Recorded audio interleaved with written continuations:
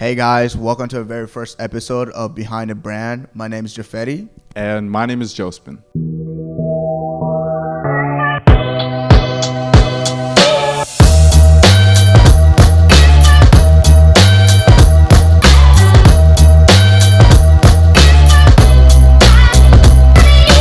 So the purpose of Behind the Brand is to show you guys some of the things that go into Bproud, designing it, some of the pop-ups that we go to, and even the collaborations that we're a part of. I'm going to start by telling you guys a little bit about where we came from.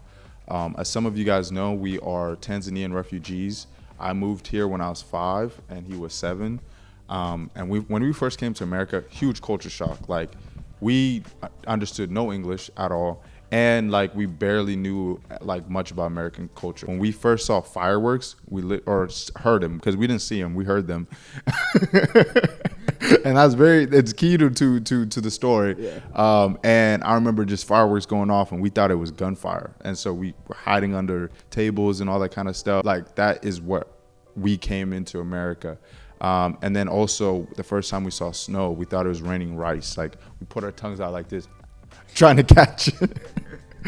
Free food? Yes, sir. We thought it was free food. And so when we first started school, the only phrases I knew were, I don't know how to speak English. Like, at the time, I didn't really understand what that phrase meant, but my parents just told me, if somebody talks to you, just say, I don't speak English.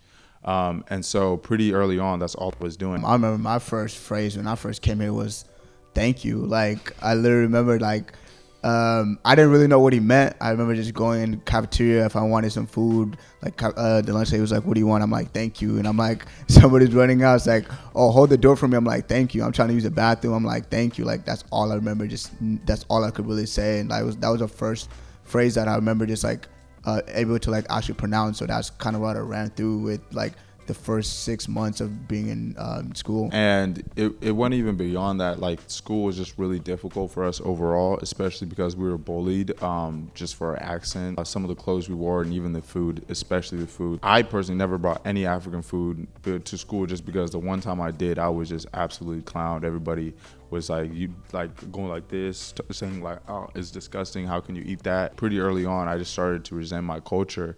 And it even got to the point where my sister offered me $300 if I could speak Kirundi for 1 hour, and I couldn't. Like, I didn't even want to. That's how much that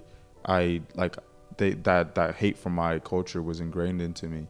And it wasn't until after high school, when the pandemic hit and we were stuck at home with our families, and especially him, like, we spent so much time together early on.